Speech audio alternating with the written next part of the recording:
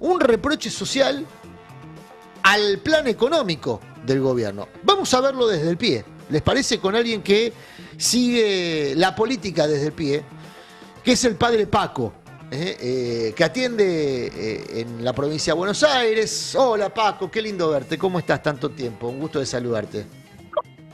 Lo mismo, Adrián, un gusto estar con ustedes. Bueno, Paco, ¿cómo estás leyendo desde el pie, desde el territorio, desde esa trinchera tuya, que es el comedor y la tarea pastoral en Quilmes, ¿no? ¿Seguís ahí? En Merlo, En Merlo. ¿Cómo viste vos el proceso electoral, el resultado electoral del domingo? Mira, en general los curas que andamos en las villas, en los asentamientos, por lo menos desde nuestro grupo de curas en Opción por las y los pobres, íbamos viendo cómo la mayoría de la gente que había votado con una esperanza en Milei, ahora no lo iba a votar. Y no lo iba a votar clarísimamente porque todo ese verso de que bajaron 12 millones de pobres es mentira. Los vecinos nuestros no son ya pobres, son indigentes. Hoy no alcanza para vivir, como dijo Bondarenko, ¿no? Por su jubilada. Y además porque no es gratis tanta crueldad, ¿no? Incluso en las personas que menos quizás ven programas políticos y qué sé yo, llegó muy al fondo el tema de la represión a los jubilados y jubiladas, el tema de las pensiones por discapacidad, porque también en nuestros barrios hay mucha gente que tiene pensiones por discapacidad y a las cuales le bajaron la pensión por discapacidad. Entonces, está bien, uno no podía poner la mano en el fuego, pero sin tener encuestas nos dábamos cuenta de que realmente la Libertad Avanza iba a perder muchísimos votos de los barrios populares. Y eso es lo que, entonces, primera conclusión electoral, se habla mucho del ausentismo, es gente que no los votó. No los votó y no fue a votar, o no los votó y votó a la oposición nacional, al oficialismo provincial como expresión de reproche. Viste que ese detalle es importante porque uno lo que ve, haciendo ya una evaluación más fina de los números, es que efectivamente Milei perdió 2 millones de votos, pero el peronismo no subió su caudal electoral. Incluso perdió un poquito si se lo compara con las elecciones del 23.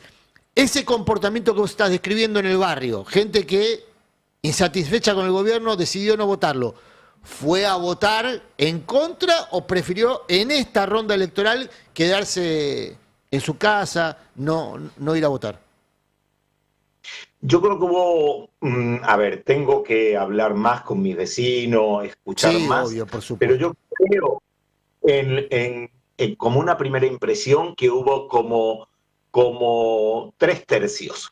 Unos que habían votado a Milei y que votaron a Fuerza Patria, otros que no fueron a votar y otros que, digamos, que habían votado a Milei y que no fueron a votar, y otros que prácticamente ni sabían que había elecciones y que no le daban la importancia que tenía que tener. A ver, yo hablando con un pibe de 17 años, 18 años, era la primera vez que podía ir a votar. Y no le había dado la menor importancia. Y le digo, pero vos te das cuenta que cómo la estamos pasando, porque ellos también lo están pasando muy mal, están viviendo en una casita que nosotros tenemos para situaciones complejas.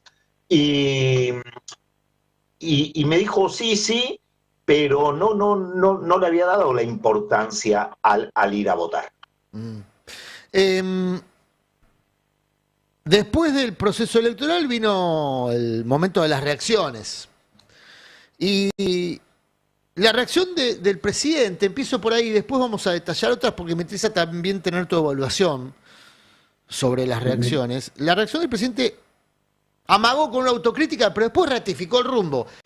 Y empezamos a ver las operaciones, yo contaba algunas recién, donde buscan presentar el resultado electoral como una falla de la construcción electoral, digamos, ¿no? Como un problema político, no como una respuesta social al programa económico.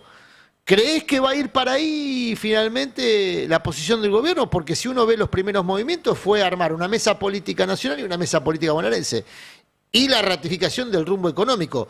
¿Crees que el gobierno efectivamente va a negar cualquier responsabilidad de la economía en el resultado electoral?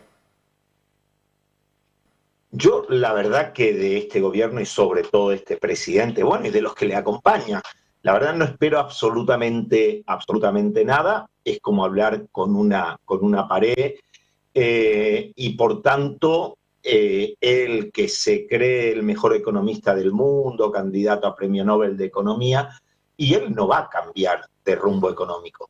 Nosotros le tenemos que hacer cambiar de rumbo económico y le tenemos que hacer cambiar de rumbo económico estando en la calle con los jubilados, con las personas con discapacidad, con cada una de las luchas y ahí algunos diputados, senadores y hasta algún periodista que acompañó, bendijo y que le dio la posibilidad de que este tipo hiciera el desastre que ha hecho y que sigue haciendo, tenga menos posibilidad de seguir por ese camino.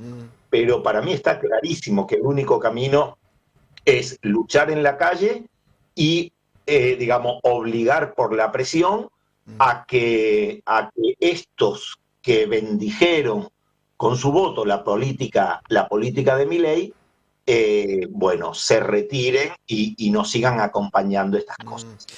Estamos Me hablando habías preguntado algo más, pero me perdí.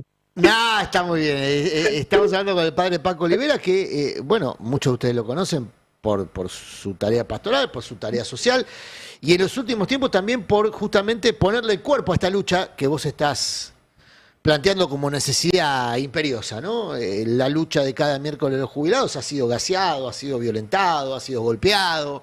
¿Crees que el resultado electoral puede servir para esa acumulación que por lo menos en el primer año de Milei, primer año y piquito de Milei, fue más bien modesta, con gente poniendo el cuerpo, pero dispersa, fragmentada, cada cual con su lucha?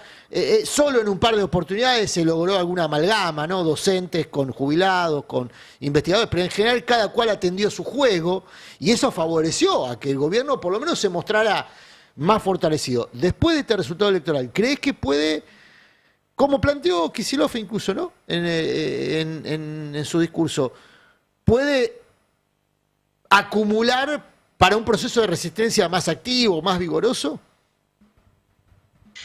Sí, primero, a ver, yo creo que el escenario es absolutamente distinto después de las elecciones del domingo. Y que por tanto, por poner un ejemplo, nosotros mañana en la marcha de los jubilados y jubiladas vamos a estar felices y nos vamos a reír de ellos que tanto se rieron de nosotros, pero no se rieron, sino que nos basurearon, ¿no? Nosotros nos vamos a reír mañana con alegría, bueno, del resultado electoral. Yo digo, la crueldad no es gratis, no es gratis las coimas descaradas cuando a las personas con discapacidad les acaban sus pensiones.